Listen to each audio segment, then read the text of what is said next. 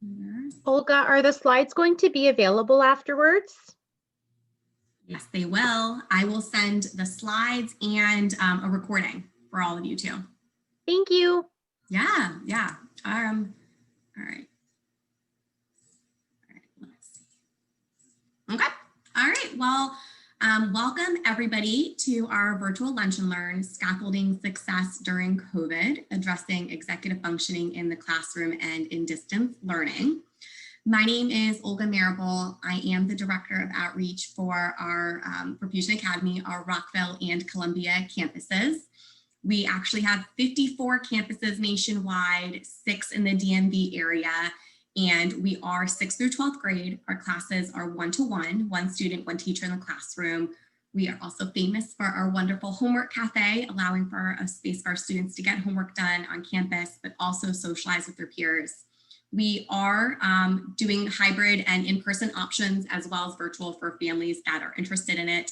We have full-time options, part-time options, and tutoring. So if you have any questions about that, happy to talk to anybody after the event. A little bit of housekeeping before we start. As I mentioned, we are recording this. You will get a link to the recording you can share with family and friends. It's going to go on YouTube. Please do keep yourself muted through the presentation, except for our speakers. Rick, I won't mute you again. Sorry about that. Yourself muted so we can reduce distractions for our speakers. I also ask that you rename yourself. You all have a name on your Zoom. If you can just rename it to be your first and last name so we know who is here, we know who you are so we can address you, and also it helps me with taking attendance. So I just really appreciate that. I will keep the chat feature open. You guys are welcome to utilize that to collaborate, engage with each other, network, however you want to utilize it. I encourage you to utilize it. The presenters will not be moderating it, but I will be. So if you ask questions throughout the chat, know that I'm going to hold on to them until the end where we'll do a Q&A section. But if you want to send me a private chat with a private question, I will be moderating that. So please feel free to. Know that when you do ask questions, please make sure that they are appropriate, they're not too personal. If you're not comfortable with anybody knowing that information about your child, that your child you're working with, because this is being recorded. Okay, all right, I guess that's our housekeeping. I want to know who is here. So if you guys can utilize the chat and throw in your name, where you work, what you do, any contact information if you want to, and a fun fact, that would be really cool. I would love to see who's here. So like mine would say, my name's Olga, I'm with Fusion, I'm the Director of Outreach. Fun fact about me is, oh shoot, I already used that. Halloween's my husband's birthday. We just moved in COVID, so that's probably a little crazy, but we moved to Frederick County, and I think that is really cool. So I love living in the mountains and the country, and that's who I am. Let's see who's coming through. Paula, Sarah, Rob.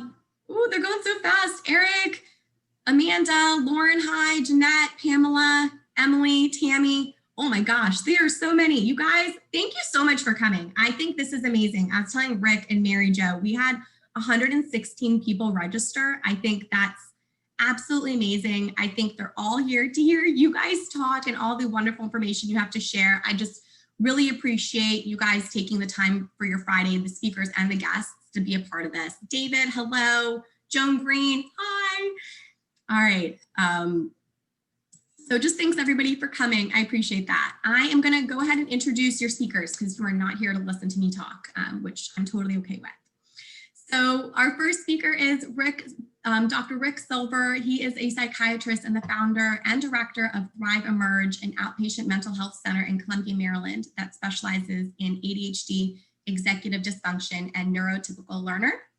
He obtained his academic and professional training from the University of Michigan, Johns Hopkins School of Public Health, and the University of Maryland School of Medicine. From his experience raising neurotypical daughters and his decades of clinical work, he will share clear and current information about neurotypical students and what makes them tick. Our second speaker is Mary Jo Puglisi, and she is a licensed counselor who has been working in schools for over 30 years.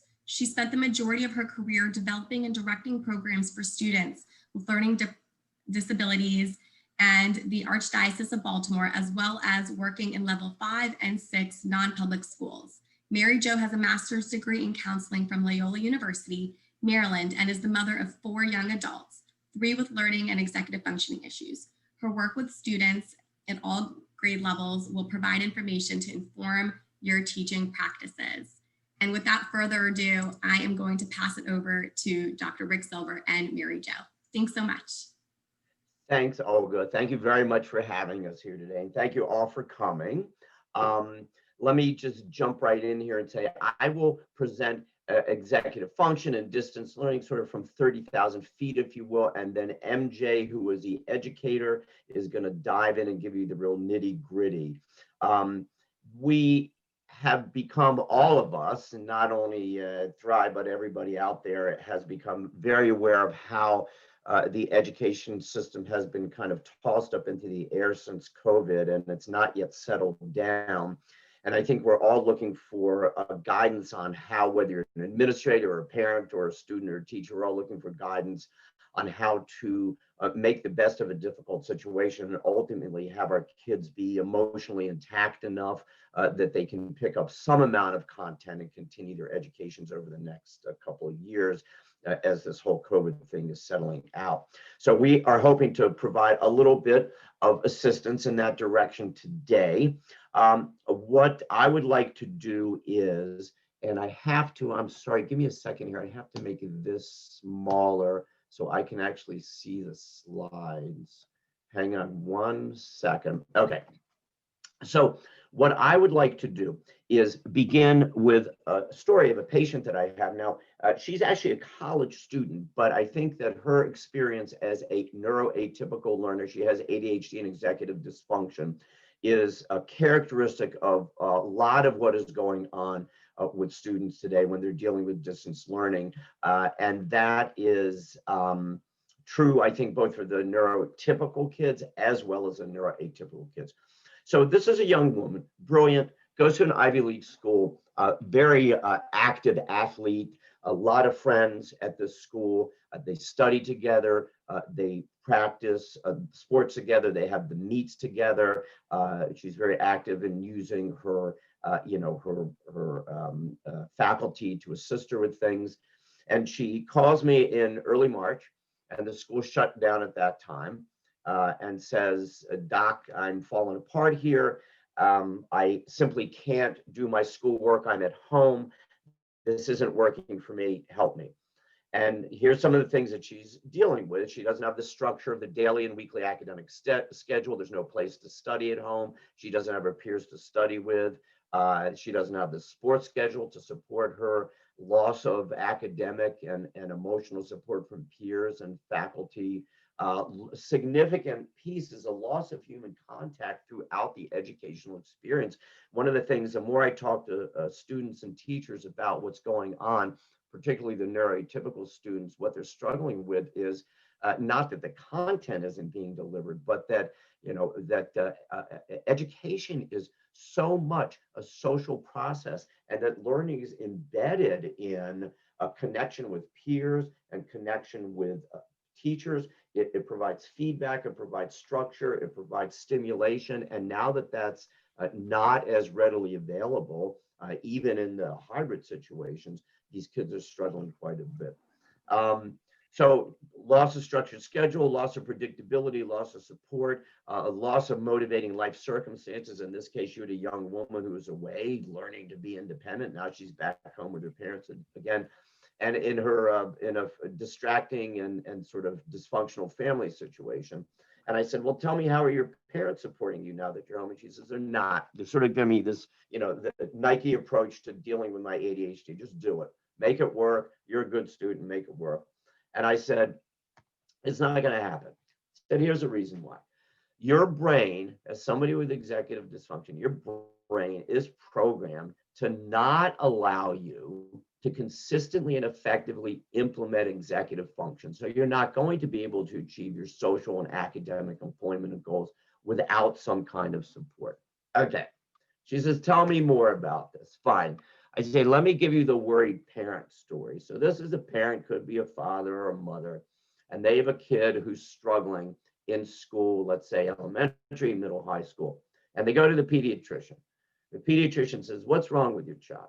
Okay, it's difficult for them to focus. They can't do their homework assignments. And when they do, they don't turn them in. They're irritable, they're emotional, they fight with us a lot. They are interrupting conversations. They're not able to plan projects. They're forgetting things all the time. Doc says, okay, this is what we're going to do. We're going to administer some scales. And it might be Barkley deficits and executive functioning scales. It could be the brief. It could be the Connor scale. And we're going to have you fill them out, and the teachers and your child fill it out. And then I'm going to do a clinical interview, and we're going to figure out what's going on with your kid. So they go through all of that, and they collect the data, the scales, the clinical data. And the doc says, all right, your child has ADHD, a little bit of inattention, a little bit of hyperactivity, impulsivity. And the mom says, okay, fine. What do I do now? And this is, I'm not going to go through all these, but this is just the diagnostic and statistical manual criteria for inattention and for hyperactivity and impulsivity, which are the hallmarks of ADHD. And the doc says, well, so I understand that you want to get accommodations for your child. I can give you medications based on this diagnosis, but I'm not the one who can go to the school system and say, here's the accommodations that are needed, so you need to go to a neuropsychologist. And the mom says, fine. Goes to a neuropsychologist who also does a clinical evaluation and administers a battery of tests, very fine-tooth comb tests, where they're looking at, in a very detailed manner, specific cognitive and emotional software packages in the brain, if you will. And the neuropsychologist says, yes, indeed, your child has ADHD, but they also have executive dysfunction. And the mom says, okay, now I'm thoroughly confused. What does this mean? So the mother seeks the assistance of a wise, graying at the temple psychiatrist who is specialized in ADHD for many years, no names mentioned, and says, doc, tell me what's going on here. I'm hearing ADHD, I'm hearing executive function. I don't really know what's happening with my kid. Doc says, fine, look, executive function are those abilities, cognitive abilities that you need for goal-directed action. So if you're out in the world and something happens, for example, somebody runs in front of your car, you need to be able to very quickly figure out what needs to be done to engage in some kind of adaptive behavior. And these kinds of functions are mediated by this part of the brain, the prefrontal cortex. Okay, and they include things like initiating the action, planning it out, sustaining your attention so you can complete what you're doing, remembering the things that you need to remember to get the task accomplished, regulating your emotions. Russell Barkley talks a lot about one of the key aspects of executive dysfunction is emotional dysregulation, managing impulses that will distract you, being able to learn from mistakes in the past, being able to predict the outcomes of consequences of actions, and having a mental flexibility. These are the executive functions. And the doc says, your child is really an elephant. And the mom says, what do you mean by that? And the doctor says, look, if you have a bunch of blindfolded psychologists and pediatricians checking out the elephant, and we all know this story of people with blindfolds on checking out the elephant, one's feeling its tusks and says, okay, it's a spear, one's feeling its legs and says it's a tree, another one thinks it's a wall. Basically, you have two different sets of people looking at the same entity, and they're all coming up with different kinds of explanations for what is going on. But really what we're looking at with both executive function and ADHD is prefrontal cortical function, dysfunction. This part of your brain is where the prefrontal cortices reside. With people with executive dysfunction and with problems with ADHD, this is not working the way it should. And when the neuropsychologists look at it, they see a certain set of characteristics. And when the pediatricians or even psychiatrists look at it through the lens of DSM, they're seeing another set of characteristics, but we're really talking about this part of the brain not working very well. Fine. So here's just a picture. So we see this front part of the brain here is where the prefrontal cortices reside, and we have problems there with reality testing, inhibiting impulses, regulating emotions when that part is not working well. Okay. The doc says, let me tell you a few other things that are important to know about executive dysfunction. It starts at conception, right? Why is it important to make that point? Because this is not something that your child decided along the way that they weren't going to do well. This has to do with how, once the brain starts forming from the neural tube at a couple of weeks of age in gestation, it has to do with how the brain forms. So the prefrontal cortices begin to form and the dysfunctions begin to take shape at that level. So we have to be very thoughtful that we can't just ask our children to do it differently because they don't have the hardware just to do it differently. Another important thing to know is your kid is going to be 4 to 6 years behind their peers in terms of their development, their cognitive and emotional development. This becomes, it's relevant throughout, but it becomes particularly relevant, for example, when we're sending kids off to college, because what you're doing then is basically taking somebody who is chronologically 18, but maybe has a cognitive functioning, not in terms of intelligence, but the executive functioning of somebody who's in middle school. And no wonder why we see so many kids who go off to college who have not been prepped how to deal with their executive dysfunction and some of their comorbidities that can come with that, depression and anxiety. No wonder why we see so many of them failing, because they just don't have the hardware to take on the tasks of adult independence. But these are problems that occur throughout. It's not just when they go off to college. What we'll see is stepwise function in terms of when executive dysfunction problems begin to show up. Elementary to middle school, what happens? The teachers say the kids are getting a little bit older. They need to be more independent. They need to be able to go to their lockers, organize their lockers, remember to take their materials from their lockers and bring it to the classroom and bring their assignments in. And we expect everybody, because they're chronologically 12 or 13, to be able to do this. But the kids with executive dysfunction have prefrontal cortex that's operating at about, an 8-year-old level. You wouldn't expect an 8-year-old to be able to organize like a 12-year-old.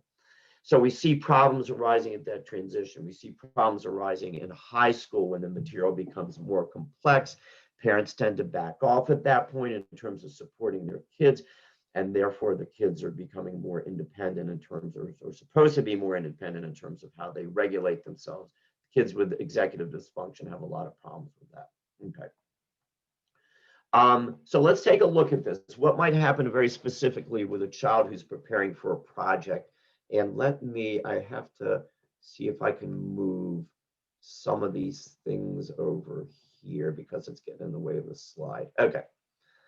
You'll see with a kid who has executive dysfunction, if they're trying to get started on a project or a very complex series of tasks, they're not going to be able to organize them adequately.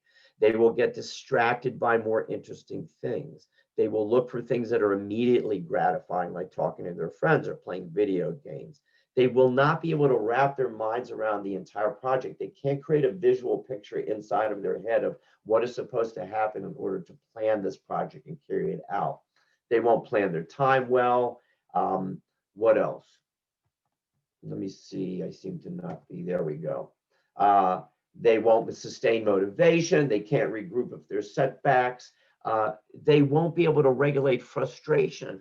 Frequently, what you see with the kids with ADHD is they get very quickly frustrated with not being able to complete academic tasks. And their brain then does not allow them to regroup and come back to a more emotional, stable level from which they can function well academically. They stay in emotional turmoil for much longer than kids who don't have these problems. Okay. Distance learning makes it even more complicated. Why? Because they're now being asked to motivate themselves to do their work, to organize their days, to follow online instructions, organize assignments, ask for help, maintain interest while they're online, but they have lost the contact with peers and with teachers that gives them the structure and the motivation and the support that they need and the stimulation that they need to be able to do these things well. Okay. So basically what happens with distance learning is you're playing to the weaknesses of the neuroatypical brain. I began working with a student recently who just got into high school and transitioned from face-to-face learning in middle school to completely distance learning in high school. And he was a straight A student in middle school and now is basically flunking out of high school. He has ADHD. He simply cannot adapt to the distance learning format. He can't motivate himself. He can't focus on his work. He won't ask for help. He will attend to anything but what's going on the screen. So this is a serious problem for these kids with neuroatypical brains in terms of their trying to adapt to that kind of learning. Okay. There are also, I just want to mention, there's also long-term challenges that will come up with ADHD. It's not just how you deal with things in the academic setting, but you can imagine if you're struggling throughout elementary, middle, and high school to perform those tasks that all your peers who are neuroatypical are performing with relative ease compared to what you're doing. You can imagine the failures begin to add up. So failures in school, work, social settings. These kids are oftentimes very ashamed of who they are, poor self-esteem. It's hard for them to develop a clear identity of themselves. I once had someone describe it to me as, this is actually a man in his mid-50s who I diagnosed for the first time with ADHD. And he said to me, you know what? My entire life, I felt like I am a pendulum who's never found the dignity of center. You know, what a very sort of painful, poignant, poetic way of describing his experience with ADHD and how it affects him on a very deep emotional level. They will compensate by, people will say, why does my kid lie all the time? Because when what you do ends up in failure and disappointment, one of your coping mechanisms begins that you tell the people in your life what is not true, because that at least gets you a few moments of relief from people telling you that you're bad again and again. Out of this also goes anxiety, depression, a lot of substance abuse. And of course, we see at the transitional level into young adulthood, this learned helplessness, this stagnation that leads to failure to launch, struggling to launch. Okay. All right. Managing executive dysfunction and ADHD. I'm going to spend a little bit of time on this. We want to focus on the idea of not does the person know what they're supposed to do. I can ask someone with ADHD, okay, if you're going to study well, what would you do? If you're going to be in the classroom and you know you're going to perform well, what are you going to do? Well, I know I need to pay attention to the teacher and I need to take notes, and the notes have to be good notes, and then I have to go and organize my projects, and I have to ask my fellow students if I missed anything, so on and so forth. They'll get A's in terms of what they know about what they need to do to be good students. But the issue is not that. The issue is at the point of performance, the prefrontal cortex does not kick in to allow them to engage in the appropriate adaptive behaviors that leads to academic success, employment success, social success. Okay, so executive dysfunction is not an issue of knowledge or understanding, it's an issue of performance. All right, now, I don't want to paint an entirely grim picture because obviously we work with kids with executive dysfunction all the time, and we find that with coaching, with accommodations, with developing the appropriate strategies, medication, and also maturation over many years, that these kids can become very successful in their lives, but they struggle. I also want to address this thing about changing blue eyes to brown here that I have at the top of the slide. I'll often say to people, if a kid's in a classroom, and I had this actually happen with my youngest, my eldest daughter once, who has ADHD. I have three kids, and the bookends have ADHD and learning disability. But this is in first grade, and she said to us, your child is so anxious in school. Why can't she just stop being anxious? Well, at that time we didn't know, but she had ADHD and she had a reading disability. Her brain would not allow her to perform the functions in school that everybody else was performing relatively easily. And I always say to people now, it's a little bit like asking these kids, Johnny, you're in a classroom with kids who have brown eyes and yours are blue. Why can't you just change your eyes to brown? Why can't you just make your prefrontal cortex neurotypical? Because you can't do that. And we have to be very careful with kids that we understand the underlying sort of neurological dysfunctions that are there and not blame them or ask them to do things that are not realistic given how their brains work. Okay. What we want to focus on next is MJ's work. She's going to be talking about this notion that executive function scaffolding are the accommodations or adaptive strategies that we use to help externalize executive function. So if I can't keep track of timing in my head, I need to do it on my cell phone, for example, or I need somebody cueing me for something at the point of performance, so that I can then perform adaptive behaviors that will lead to academic success. Before I transition to you, MJ, let me do this. I just want to make another broad point here. We're going to talk about the details of how we can function more effectively as educators and parents in terms of helping our kids with executive dysfunction around distance learning. Okay, fine, or hybrid learning. I'm going to ask you please to keep in mind the mental health aspects of this too. I'm doing a talk for the state in another few weeks about the mental health fallout from COVID, which is enormous. And it affects every single one of us. Dealing with a global pandemic with no real clear end in sight is to say the least, a traumatic experience for every single person on the planet. The levels of depression, anxiety, trauma, substance abuse, death from suicide, death from overdose, domestic violence have all really skyrocketed over the past several months. Every single one of us is affected. We cannot take care of our children. We cannot learn as students. We cannot be good teachers, and we cannot be good administrators if we are not first taking care of ourselves. When the oxygen mask comes down in the plane, you got to put it on your nose first before you put your kids on. Please, we're not here to get into depth discussion about mental health issues, but please, if you find yourself struggling in any of your personal professional roles because of the expectable increases in anxiety and depression that are there, please take care of yourself. Get help professionally, talk to somebody so that you can have the resilience, the wherewithal, the internal resources that you need to be of full value to everybody that needs. Okay, let me get off of that soapbox, if you will, and turn this over to MJ, who will give you the very practical view on this. MJ, thank you. Thanks, Rick. Rick, I don't know if I'm moving things forward. Okay. Hold on. We're trying to share the slide so that I can move them forward myself.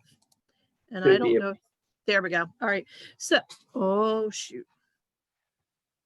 If you need me to help with it, just let me know. Yeah, you want to go back one, please? I think it's going to be an issue.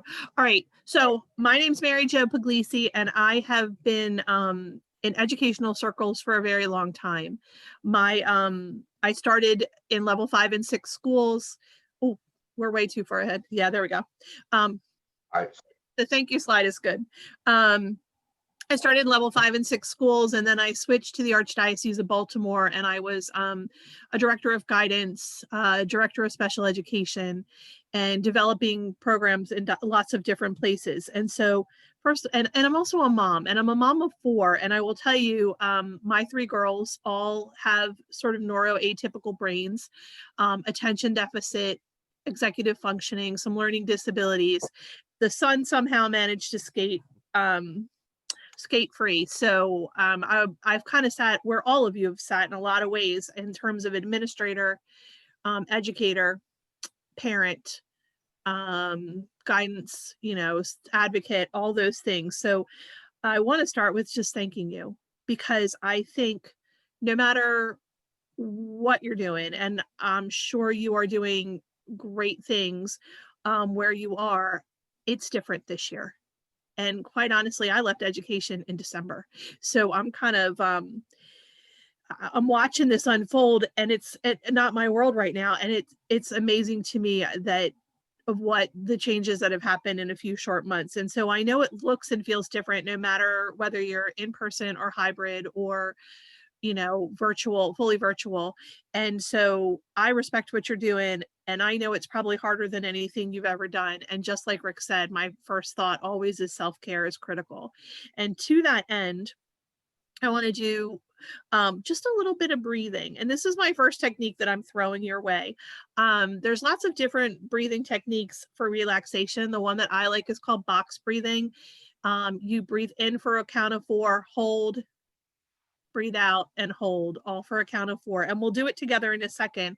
What I like about this is that it's something you can do personally and by yourself. It's something you can do with a class or a child in your office who is having a moment.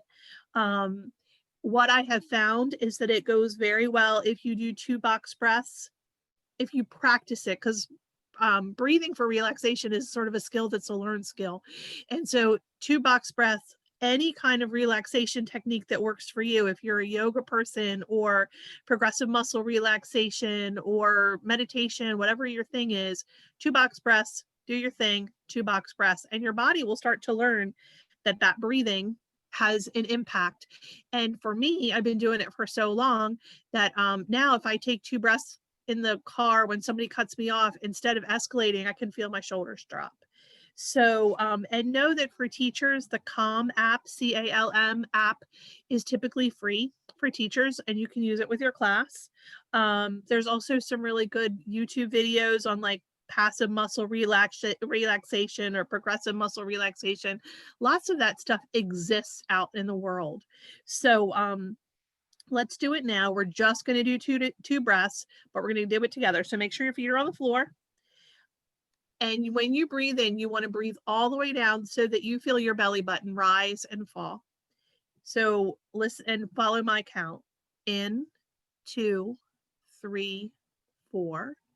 Hold, 2, 3, 4. Out, 2, 3, 4.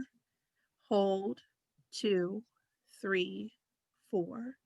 In, 2, 3, 4. Out, hold, 2, 3, 4. Out, 2, 3, 4. Hold, 2, 3, 4. All right, don't do 10 of those. You'll hyperventilate and then pass out in the classroom, and nobody wants to see that happen. But 2 really can start the relaxation process for you, or if you're feeling your stress level go up, it's a good way to just bring you back down. All right, Rick, you want to advance?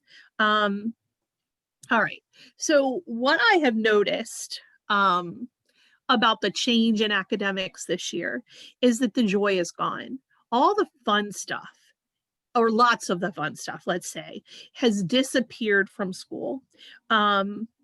Kids aren't hanging out in locker rooms. They're not hanging out on fields. You know, athletics is just starting back up, right? They're not, in a lot of places, they're not able to have any contact at recess. They've got to be 6 feet apart. They're in their own little desk in their classrooms. They've lost a lot, and, you know, they feel that very strongly. And so have we. You know, as parents, as educators, we're mourning the difference that Halloween's going to look like. We're mourning, you know, the fact that our kid didn't have a prom last spring or whatever.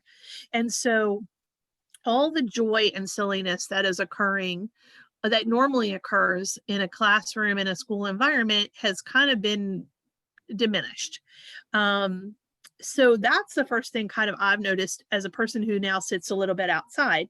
So what I would challenge you to do, educators, parents, advocates, is throw a little joy back in. Be silly with the kids. Give them an opportunity. Add a funny meme or a crazy video clip at the end of an assignment. Show them some things that are funny. I had a client the other day and I watched the taxi video, you know, where Jim's taking the driver's test and he's saying, what does a yellow light mean? And they kept saying, slow down. And he would go, what does a yellow? And I was laughing my head off, probably much harder than I should have been. But I think sometimes you just need that release. There is a teacher at a school, and I won't tell you where because she'd probably get in trouble, that puts firemen at the end of her homework assignments who are sort of, you know, attractive looking men so that the girls will read to the end. I'm not suggesting that necessarily, but I'm suggesting something with levity, something to brighten their day, to make them just, I don't know, add some silliness back in. So that's the first thing I'm going to suggest. And I want to start talking a little bit about ADHD, and then we'll kind of move on to the executive functioning. For kids with ADHD, movement is critical. 30 seconds of movement of something that kind of gets their heart pumping is a really, really important thing for kids. They can't sit still all day. You can't be in a chair and sit all day long. So I have kids, the kids that I see in EF coaching as private clients, I had them, they have a jar and they create a list of 20 or 30 things that get their heart pumping. It might be mountain climbers, sit-ups, running up and down the steps, a lap around the house, things they can do in a minute or two. And I say to them, when your teacher gives you a break, I do not want you on your Xbox. I want you picking something out of your thing and doing it. And so if you as teachers can be encouraging the same thing, that's awesome. Get up, let's do something for 30 seconds that is funny or silly. You can have a list the kids refer to, let them make it up. The other thing is give them 2 minutes, do a dance off or a push up or a jumping jack contest, whatever you can do in 2 minutes. Here's a great song. We're going to just dance for 2 minutes. Middle schoolers are a little funny about that stuff, but the high schoolers and the elementary schoolers love it. But anything that you can do to get them moving. The second thought about, and educators don't shoot me for this one, is the question of fidgets. I know that educators in a lot of ways feel like fidgets can be disruptive, as can note writing and coloring and doodling on the side of your paper. What I'm going to tell you is there's two kinds of brains. Some brains require movement to engage. They can't just sit and listen and watch and be engaged. They need something physical. Right? Other brains, those things are very, very distracting too. And the kids have to be asked the question, does this help draw you in or does it make it worse for you? The things that I like in terms of fidgets are putty, that it's called thinking putty. You can Google it. They sell it in all different sizes. It comes in different weights. So that's a really good tool. I like other fidgets. I am not a fidget spinner fan. I do like the fidget cubes, but not the clicky side, because that gives me a little bit, that's my ADHD, so oriented to sound. Some kids are great, like doodling helps bring them to task, but there's other kids who, if they're doodling, they are lost in their doodle. And so kids have to determine, and you have to work with them to help them figure that out. Is that movement something that is helping bring you to task, or is it taking you away? So that's sort of my thought just in terms of fidgets and things like that. The other thing is, for those of you who are in the classroom, or for those of you who have kids that are hybrid and at home or whatever, suggest some seating options. And I think variety is really important in terms of seating. And what I mean by variety is a hardback chair, an office chair. If you're using a hardback chair, you can roll up a towel, tie it tight, like with a belt or something, and put it behind you to kind of, for me, old lady lumbar support, that's helpful. But also for kids, it kind of helps just get their posture in a little bit of better line. So that's really helpful. I personally think the yoga balls are one of the best seating options for kids with attentional issues. And I don't know, I had never done the research on it, but what I can tell you is I have found with kids, if the core is engaged, the brain is engaged in a different kind of way. Dan, I'm loving you. You are making me happy. If the core is engaged, the brain's engaged. And that is something I have seen. And when I was at Mount DeSales, what I noticed was that the girls with the worst ADHD always gravitated to the yoga ball, including my own youngest, who would walk in and find a seat that was facing a corner with a yoga ball chair. That's where she wanted to sit. That's where a lot of our kids with ADHD, that's sort of where they gravitated. If you're in the classroom and yoga balls are unsanitary and you're worried about COVID, from the OT supplies, there's a disc that's, I don't know, it's about the size of a dinner plate and about, 4 inches deep, and it's filled with gel. It works as a yoga ball, but you can actually put it on a chair. So that's another option, is the seating discs. The other recommendation I make is standing behind your desk. I don't have a fancy up and down desk at home, but what I do is I keep a stack of books, including my very important DSM, behind my computer. And when I need to stand, I lift it up and I pull the books forward and I can stand and work. For kids with attentional stuff, very important that they have a bunch of seating options, because they are not going to be able to focus. And what I tell kids is, once your bottom gets numb, your brain is going with it. If you're feeling like you've been sitting somewhere too long, then, and you can see me, my ADHD, I'm up and down out of my chair, up and down. So once your butt gets numb, the brain's gone too. So seating options. All right, Rick, can we? Next. Yeah, okay. I think we might be one ahead. Anyway, all right. So let's talk about assignments a little bit, and then I'll get to this slide. I don't know. This trying to remote stuff is for the birds. One thing about assignments, kids need variety, and especially because some of them are literally staring at a screen all day. The more you can do to vary your assignments, the better off you are. One thing that I really like that worked well for me when I was teaching middle school was I used to do guided assignments. So I don't know, maybe I would be doing a unit. I was a guidance counselor who taught. And so maybe I would do a unit on, I don't know, alcohol, drugs, and tobacco. I would have them start by reading. And then the next step would be taking a quiz, but then they might have options. So I want you to do one writing option. Here are 3. You could write a letter to somebody you care about who you are worried about their tobacco use. You could write a letter. You could write a paragraph about the dangers of smoking. You could, so here's a writing assignment. Here's something more artistic. Here's a little skit. You and a friend could get together and do a little skit together, but sort of scaffold these assignments out. And okay, I know they've got the content. Now let them show me they understood it, and give them some options in how they do that. Kids were making signs, putting posters up around the hall, things like that. And so if you can create assignments that build upon themselves like that, it gives kids, and they can sort of have some choices within that, they are going to be more engaged in whatever you are doing. So that's important. Rick, I think you're too far. Left, backwards. Yes, there we go. Oh, yeah. All right. Sorry. All right. Okay, so let's talk about executive functioning. Executive functioning, Rick kind of gave you like the neurocognitive stuff about executive functioning, but what does that mean? What does that look like when that kid is sitting in front of you? There's some really obvious ones. There's Pigpen. And I'm going to say I use this in the most loving way, this term, but the kid is Pigpen. And I will say my oldest fits the bill so much. I can remember I walked into her high school. She went to Catholic high school, and I walked into her high school delivering papers, and I happened to stick my head in towards her guidance counselor's office. And when I walked by, I noticed he was on the floor surrounded by papers. And I was like, oh, he's with a kid. I can't go in. He waves me in the office. Well, the reason he waved me in was because it was my child's locker that he was sorting out with her all over the floor of his office.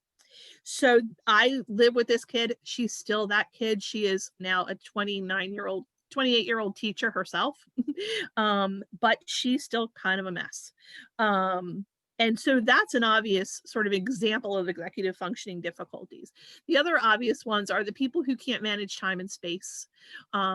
So I can't figure out what time it is. I'm late for everything, or I'm super early because I'm afraid I'm going to be late, and then it causes me anxiety. So I'm here half an hour early.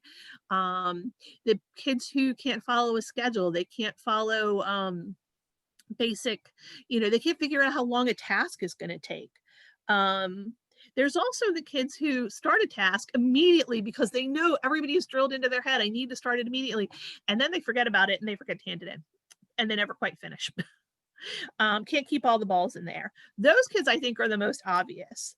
I think the other ones that are maybe a little less obvious, or it's less obvious that it's executive functioning, are kids who are unable to follow multi-step directions.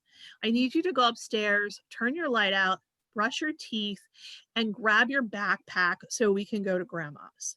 Okay, 2 out of 3 get done, if you're lucky. So kids who can't follow multi-step directions, kids who can't get started.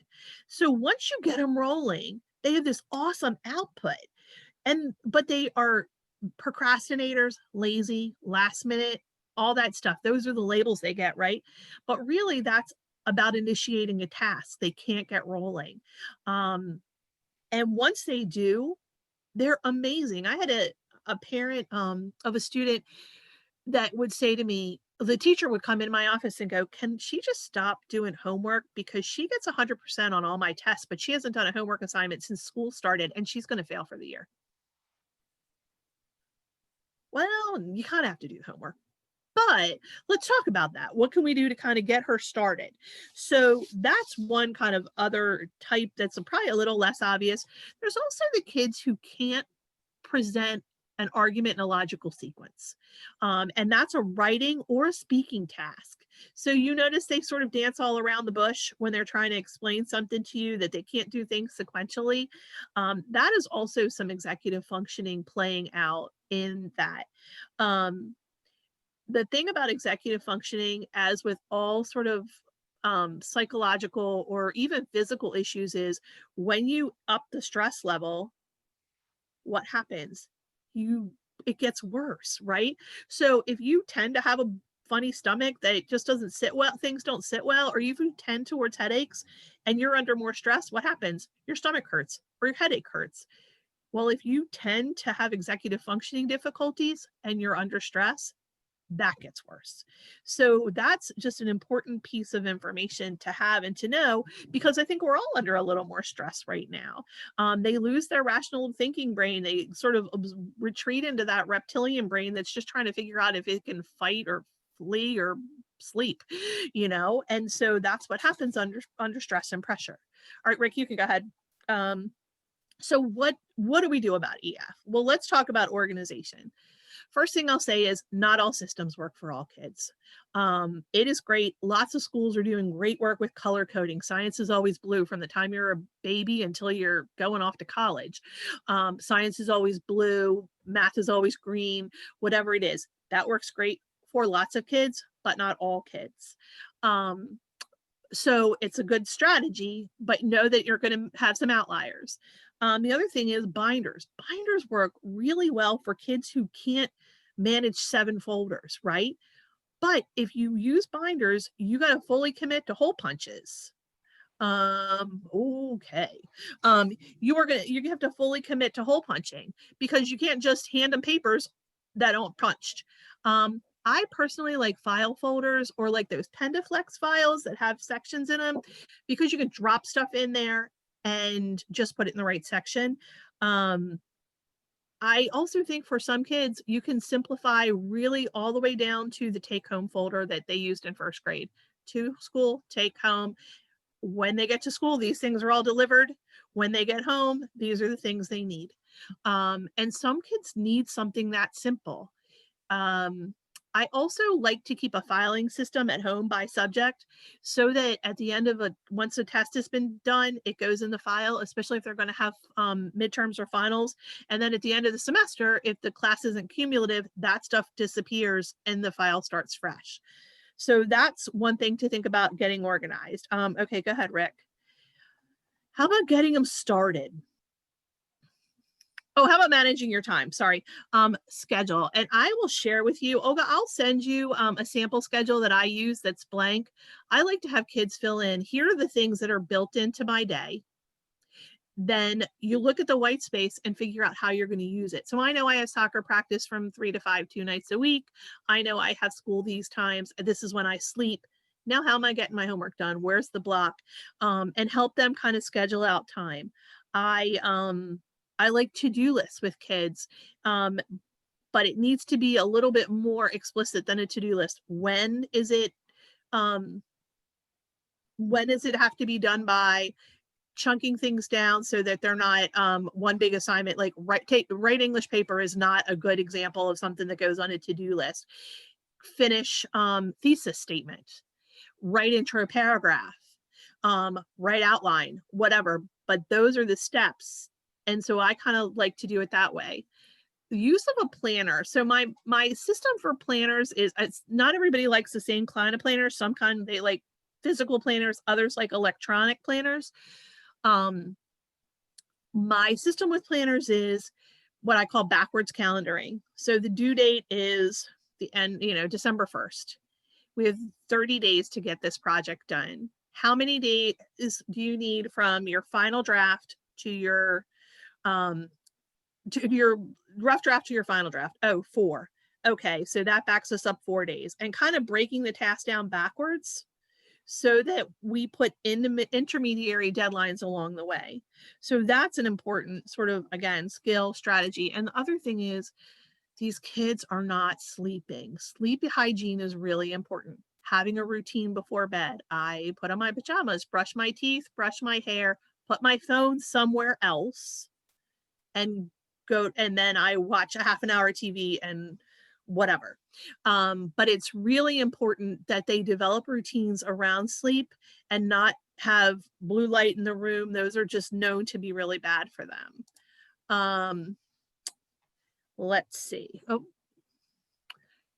so getting started. This is something for kids who can't get started, these chronic procrastinators, the kids who don't initiate. One thing is to set specific times for work and having a specific workspace. So your body learns, just like it learns to go to sleep, just like it learns to relax. It learns, when I sit at this desk, this is work time. And so having a well-organized space, giving explicit directions. For some kids, they need sentence starters or chunking, or let's get one small task. You and I sit together and write your thesis statement together, or your proposal for the science fair, or whatever it is. And then let's roll from there. Brainstorming helps kids. Let's talk about a billion different ways that we can do this different task.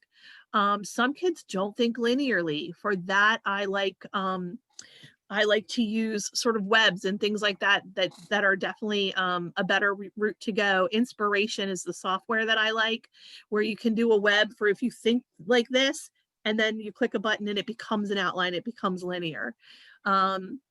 Creating checklists for activities is really helpful in terms of, first I do this, then I do this, then I do this, and then at least they have some way to kind of get themselves going. All right, I'm going to see, hold on. All right. Let's see. And again, with kids who have sequencing issues, use lists that they can actually check off. Talk about how much time is required for each step. And this is really important. Lots of times kids with executive functioning can't estimate. And so that's a really important skill to teach them. How long do you think this math will take? I think it'll take 10 minutes. Okay. Oh, it actually took a half an hour. Next time we see math, last time you said 10 minutes. Oh yeah, maybe it's more like a half an hour. Teach them estimation skills, because then they can figure out, oh, I have about half an hour. I can probably bang this math out right now and don't even have to take that big heavy book home. Rick, can you advance me to conversations with kids? Okay. Talking to the student. Talking to the student, the back one. Yep, there we go. All right, so sometimes you have to have a difficult conversation. And so let's talk about a difficult conversation with kids first.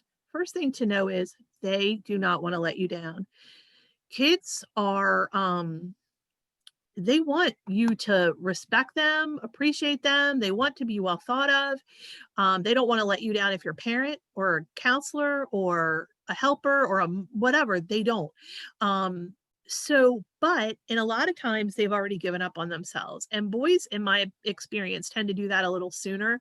I have seen boys who were done by 5th grade. They're like, yeah, I can't do it. I'm the dumbest kid in the room. I'm just going to go play football, or I don't know, do concrete work or something. I don't know. There's no way I'm going to go to college or get a big fancy office job.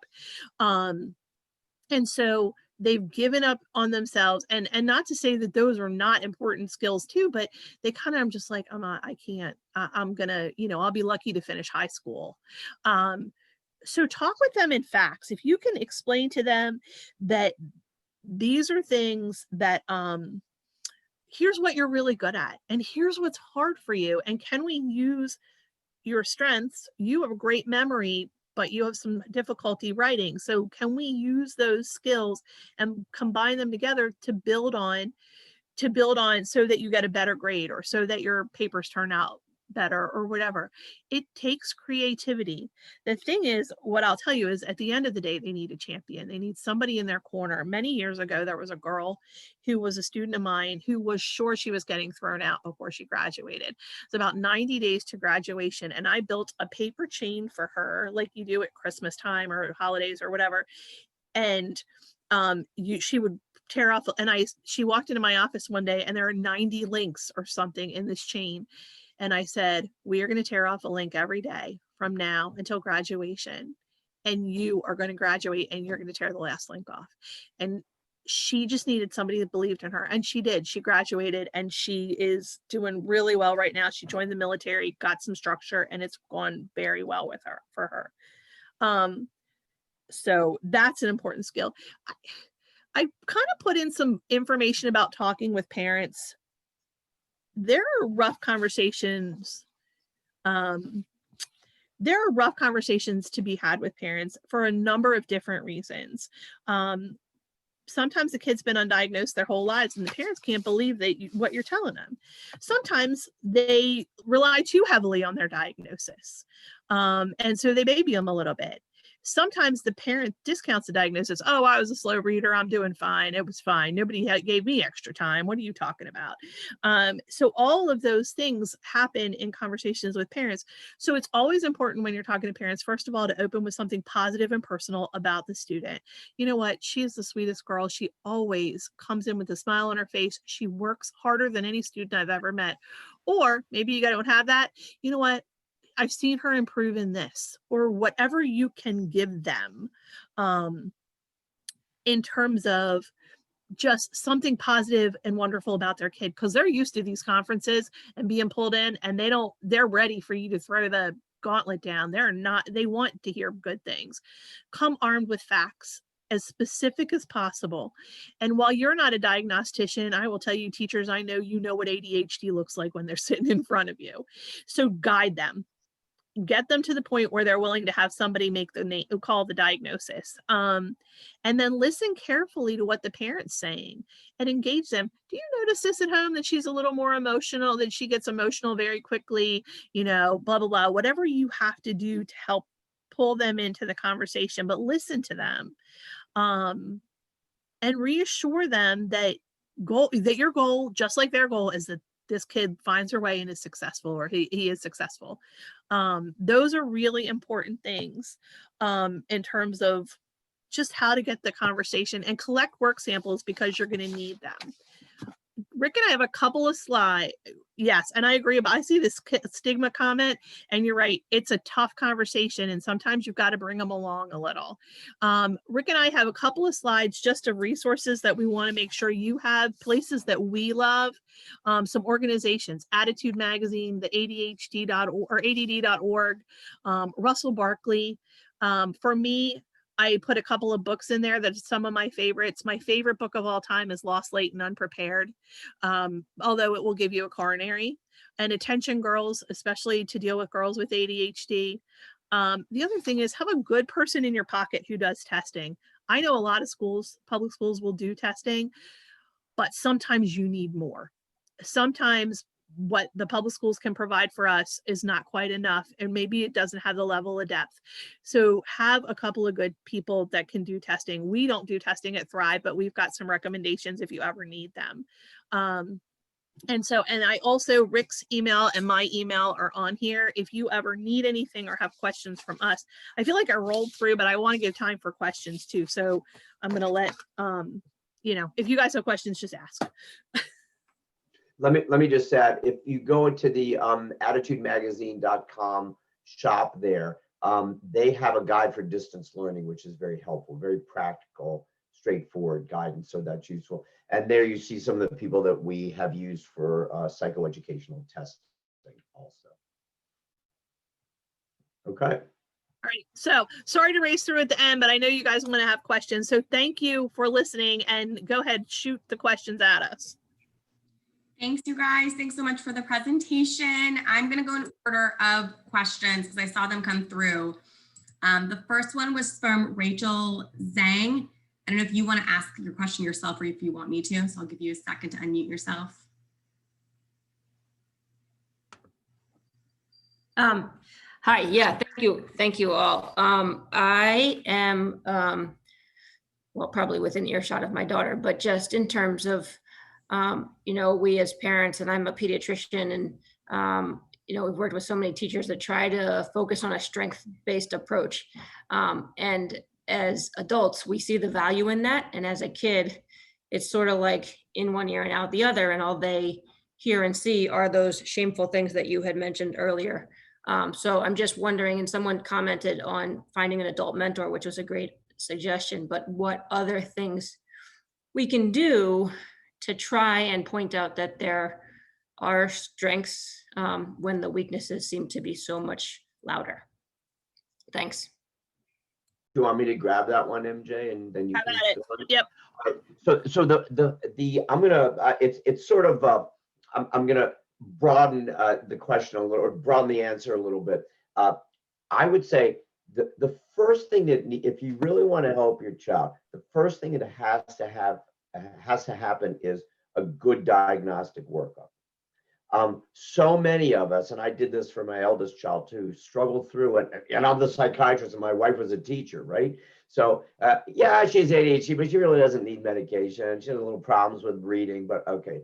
So as she gets to high school and she feels horrible about herself because we haven't provided the adequate support for her, get an excellent diagnostic workup, then use the tools that are available to help them have success in their academic life.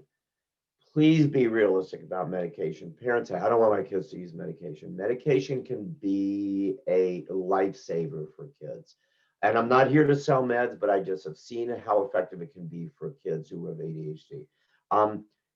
Get accommodations for them if they need it.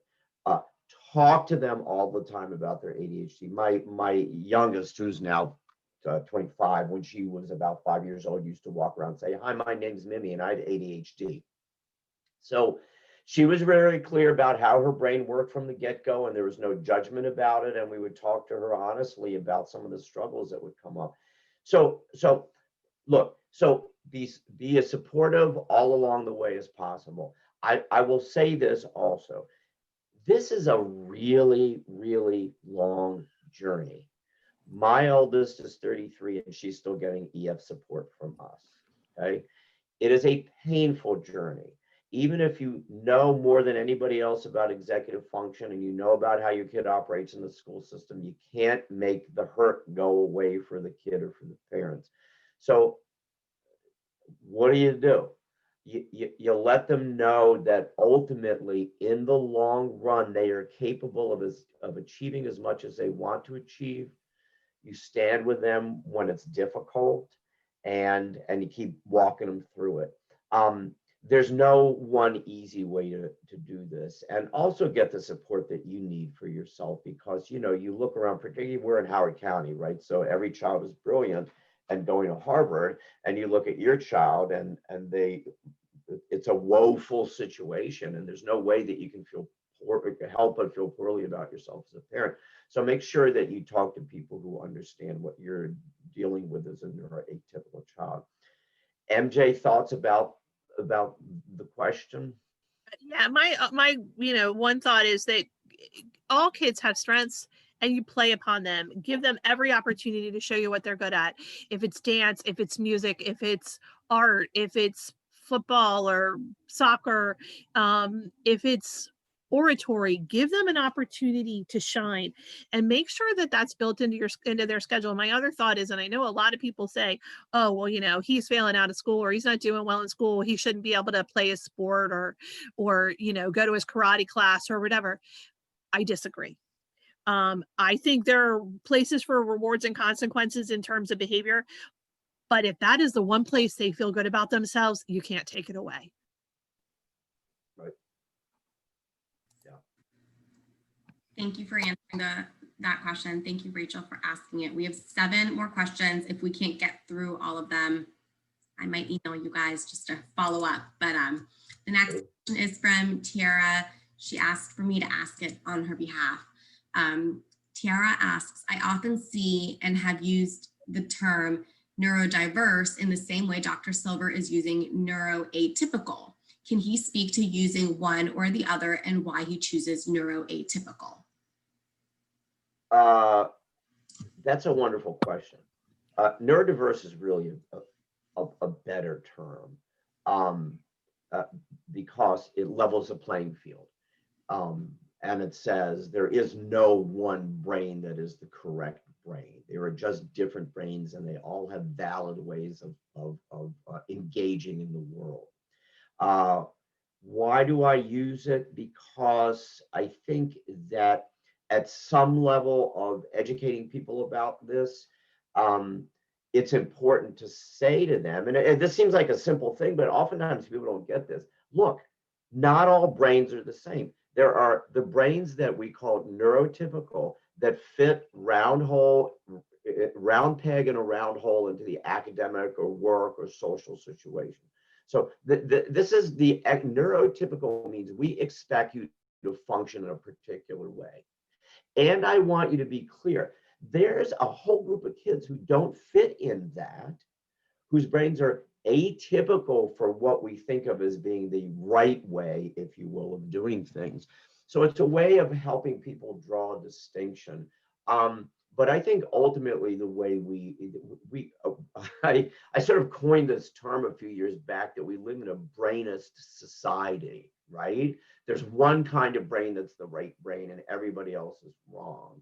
And I think neurodiverse speaks to that better, that there are many kinds of brains and they all have legitimate ways of functioning in the world.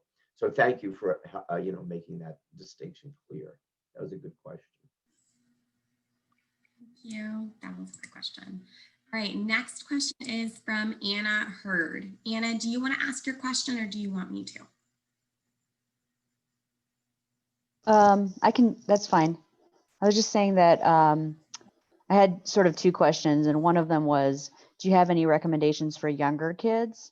Because I felt like a lot of the presentation was really focused on middle school and older kids. And then if just, I don't know if any of you are actually medical professionals, but if a medication seems to be working at first, but then doesn't seem to be working, is it more likely that they need more of it or more likely that they need to switch? Okay. Want me to take the first half and you take the second half? Yeah, go ahead. All right, so recommendations for younger kids, couple of things in terms of ADHD and executive function. Structure, movement. Those are the most important things when you have a young kid with attentional stuff. So the more predictable their life is, the better they will function on a day-to-day basis. These kids don't roll with the punches well. And the more that you can, sort of reward and guide them along, they need to get good sleep. They need the best you can do to sort of create those environments. And the other thing is get them moving in a league, in a runner, whatever, get them out, get them moving. So those are my 2 sort of recommendations for littler people. Rick, you want to talk about the meds? Yeah, just in terms of resources real quickly, go to that resource. It's Attitude Magazine, their distance learning resource book. And they have several good sections there about how you can work with younger kids. I think that'll be helpful. They're very practical. Medication is, of course, potentially a multi-hour conversation. So let me see if I can give a relatively brief answer here. If we assume somebody's tolerating a medication well and not having side effects, then we're just going to be looking at, is this medication working for you?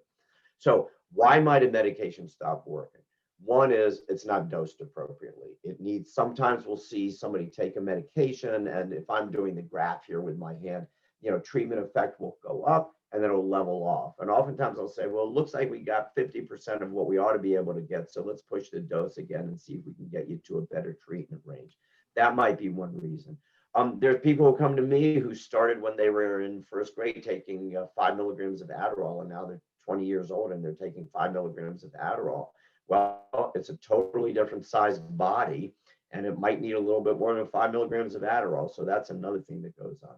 Rarely people habituate to the stimulant medications or other psychiatric medications. It can happen that after many years you adapt to a med and you need a higher dose or a different med, but that's not your usual phenomenon for why something doesn't work. The other thing you have to consider is, would that life were simple that if I have a little chemical glitch in my brain and I throw some meds at it, all my problems are solved. So medications are one out of many, many tools, and they address one set of factors, which are strictly biological factors. But our brain's functioning is impacted by so many different things. What's my social set, my emotional set? What's going on in the rest of the world? Maybe I was taking 20 milligrams of Prozac for my depression, and oh, this funny thing called the COVID pandemic comes along, and now I'm anxious every day and more depressed. Well, the medication didn't stop working, but I got a whole heck of a lot more that my brain and mind have to deal with now than they ever did before. So maybe I need to adjust this medication to better fit my needs. So it's a good question, and the answers are complex, but I hope I've given sort of a quick view of some of the possibilities there. Make sure you have a medication manager that you trust. That's very important. Who talks to you and doesn't just see you once a month and throw some medications at your brain and call it a day. Medication management is an ongoing conversation and relationship. So make sure you have somebody you have a good relationship with. All right. Thank you for that, for both those questions, Anna. Next question is from Dan Miller. Dan, do you want to ask the question or do you want me to? Sure. So virtual file folders versus the act of putting it in a file folder right there. So here's what I love, the Microsoft OneNote. It's one of my favorite tools. So depending on the products you use at your school, and I don't know what they are, I loved OneNote. It was something that worked very well for us because you could use it in the classroom with students. But again, you have to be a Microsoft school to sort of be doing that. But it's a tool that I still use now, even though it's not something Thrive typically uses. You can also do like Google Docs, but I would definitely, kids need to be taught. It's not always intuitive for students to know, oh, I should create a folder system. I've taught adults how to create a folder system for their emails. On my email, I have one for conferences I'm presenting, one for conferences I've attended, one for every client. There's a very detailed email sorting system so that I can find things when I need them later on. So kids don't come to this, neither do adults, intuitively sometimes. So you've got to teach them how to organize and distribute information into folders. So whether they use Google Docs, whether they use Microsoft products, teaching them how to use that and how to create a system they can use is a really important skill. Thank you. And they won't lose it. The nice thing about it all being online is there's less of a chance that it's in the bottom of a backpack. My oldest, they used to send her out to her car and they'd be like, Meg, it's probably in the trunk. A great filing system. Yeah, probably still is in the trunk, honestly. I bet you there's math papers from sophomore year. She's, I like that you said that they won't lose it. It's right there. It's in, unless they erase it or delete it, then, but it's on that computer. Right. And here's the other thing about kids, and Rick kind of alluded to this a little bit about the lying. Kids will tell you, oh, I don't know what happened. It didn't go through, blah, blah, blah. At Mountain Sales, we use Turnitin for a lot of papers, you know, to make sure for plagiarism checking. Well, a kid would say, oh, I don't know. I don't know what happened with Turnitin. And I kind of got to the point where I realized that either they clicked Turnitin and then they closed their computer and it didn't go, or they were lying to me and they had never written the paper, but they didn't want me to know that. So they would go, I don't know, Turnitin's been really glitchy lately. So whatever you can do to create less opportunities for error is a good thing. Thank you. Great question, Dan. Jeanette has one kind of similar, picking back off of that. Jeanette, do you want to ask a question or do you want me to? I can ask. I think it was very similar to Dan, to the question of, do you think, is there a preference between e-planners and paper planners for our students, especially now that everything is online, or it kind of like it has to be individualized based on the student? My personal opinion is it has to be individualized based on the student. I think every kid, there are people, and I have friends even now who have to have the book, like they're, you know, the old time daytimers, you know, whatever. Me, it's here. If it's not in my phone, it doesn't exist.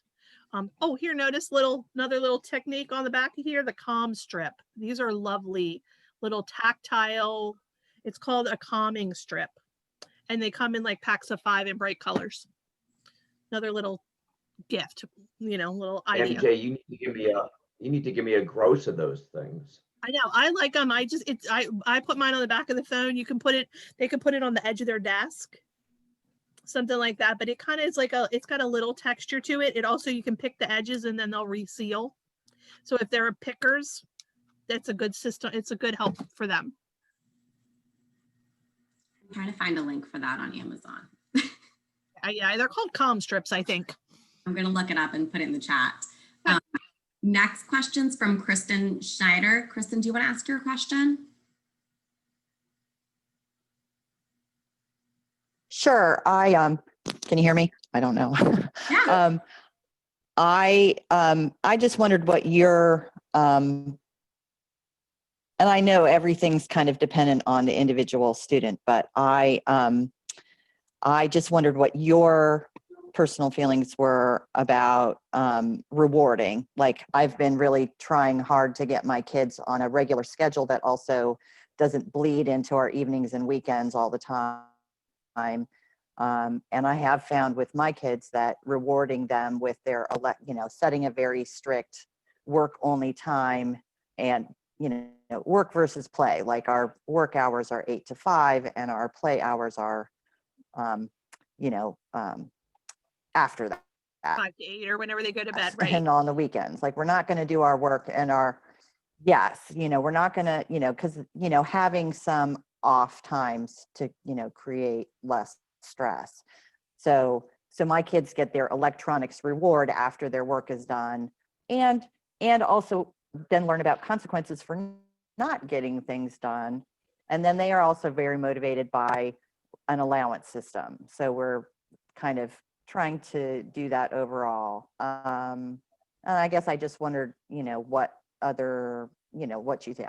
I heard definitely what you said about, we definitely need to let them have something that's really important to them, but, and not deny it all the time. And we are doing that. But I think we were trying, without having an actual hourly schedule, it was really difficult, trying to make it rewarding instead of punitive. I guess just wondering what your guiding thoughts as we're fixing this situation would be.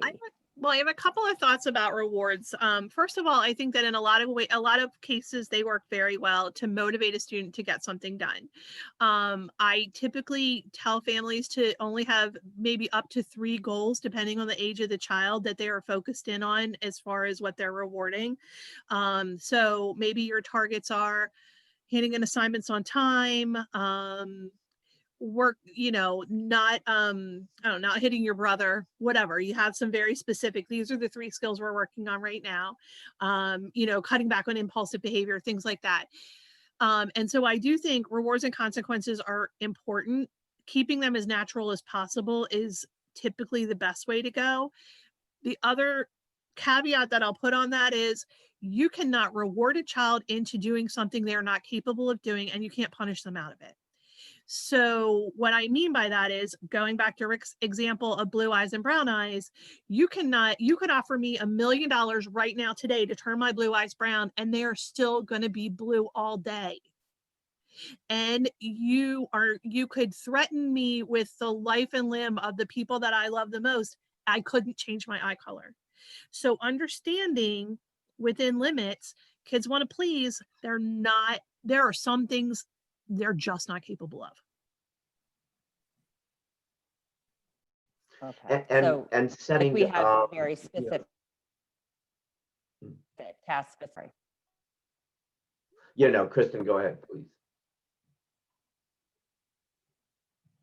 Oh, I think go ahead. I just think like we're being very task specific, like going on, getting to your class on time, Yes. Completing your homework during the day, doing X chore. And if you do if you do your checklist items, that's, you get your But reward. what you might find, find is if your kid's, I don't know, responsible for washing dishes after dinner or putting things in the dishwasher or whatever, they are not capable of remembering that. Like their memory, so you have to give them Absolutely. a viewing system. So maybe when your cell phone will go off at 6:15 to remind you to put dishes in the dishwasher, and then I've now created a path that will help you do it so that you can get your reward. But I'm not doing it for you. I'm not yelling at you. I'm not reminding you. I'm not dragging you off the couch. I'm giving you the opportunity, if that makes sense. Right. And I have found that it's a constantly evolving process. Like you have to be as a parent or therapist or whatever, you have to be wedded to the fact that it's going to change just like they're growing, you have to constantly roll with the, be okay, next kind of attitude. So along those lines, I'm going to frame that a response from sort of the biological standpoint.